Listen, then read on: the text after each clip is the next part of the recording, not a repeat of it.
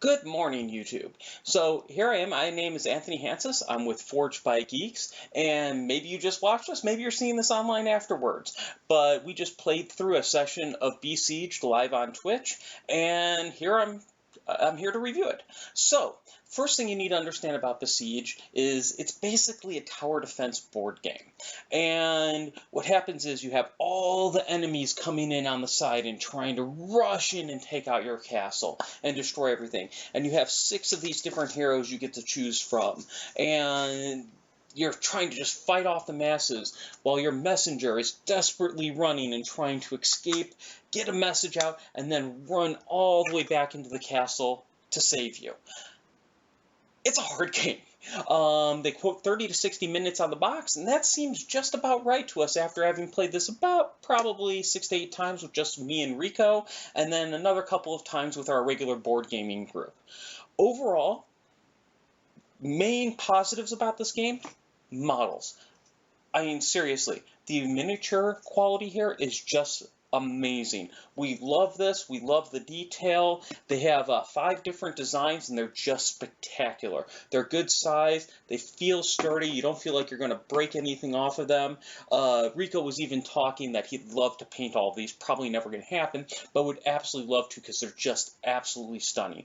The artwork on the game, all of these boards, everything is just amazing. It obviously had a ton of care and love both in the art and within the design of the game all throughout. It's just, the guys who made this game cared.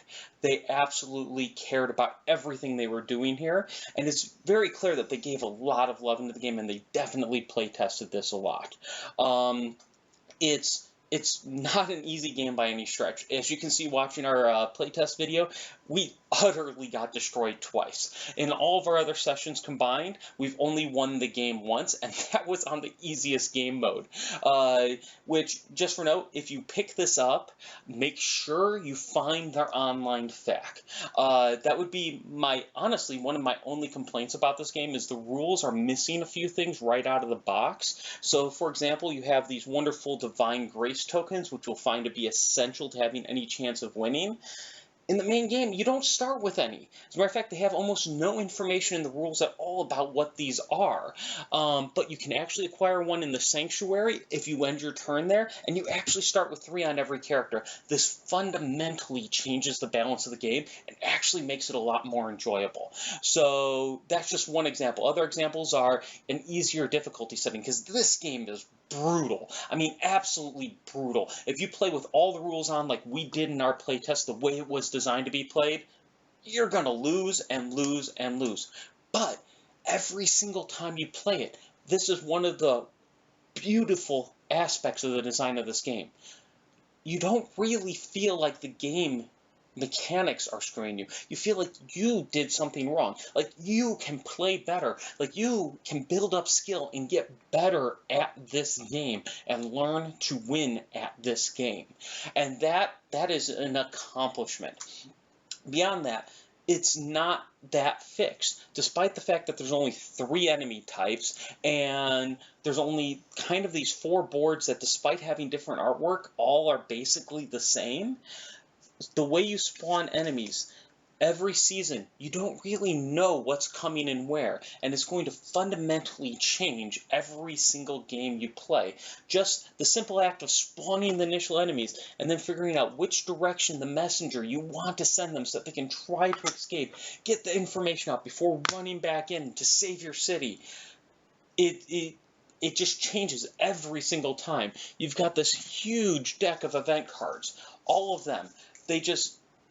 Every single time you play the game, it's going to be different, and you'll have to adapt in your strategies and your tactics and everything else.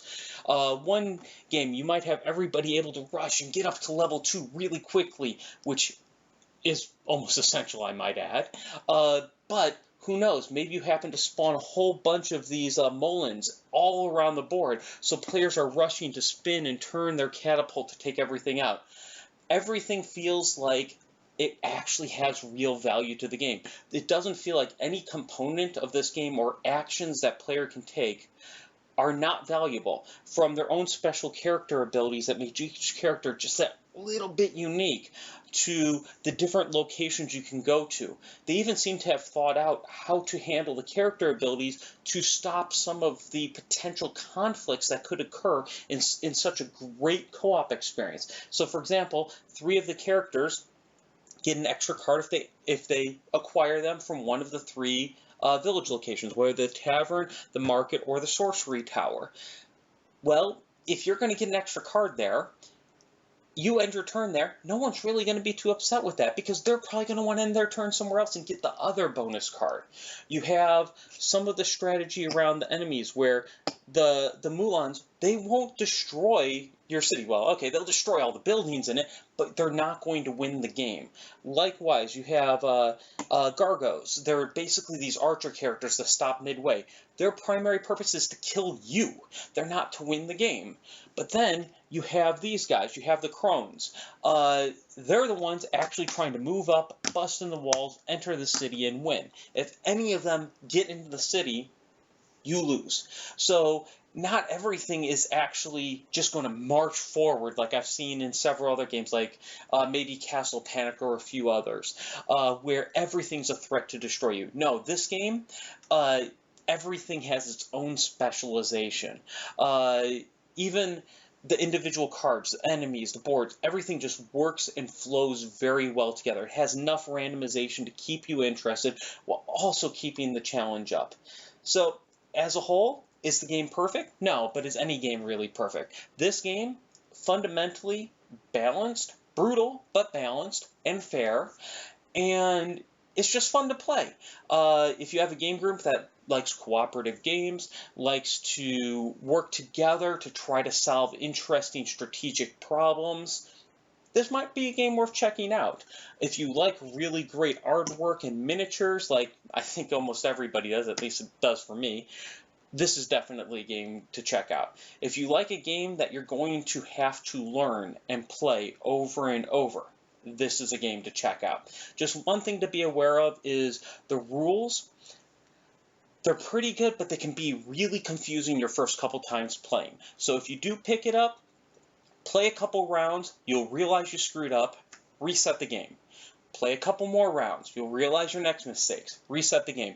That way you'll go through, you'll get it done probably in our case it took us about half an hour, 45 minutes to really figure out how the game flowed and not really make any of the fundamental mistakes that either broke the game in our favor or broke the game more often than not in our favor. And you get by that nice and quick.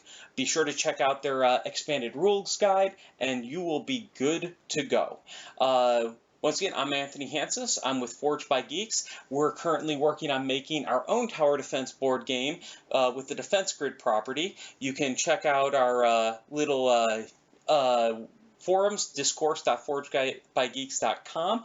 Like, favorite, subscribe on YouTube, or even check us out on Twitch. We stream our own game every Wednesday at 1 p.m. while we're working in development of it. Every Friday at 1 p.m. we're going to be streaming some other game like the one you see here today. In between, we're going to be streaming just some other games, sometimes with our game group. Like tonight, we're going to be doing the start of Pandemic Legacy. Other times, I'll be streaming actual game development. So if you want to learn how you can use various Adobe tools or other equipment in order to prototype and make your own board game, you can check me out there. Thanks again for watching, and have a great day.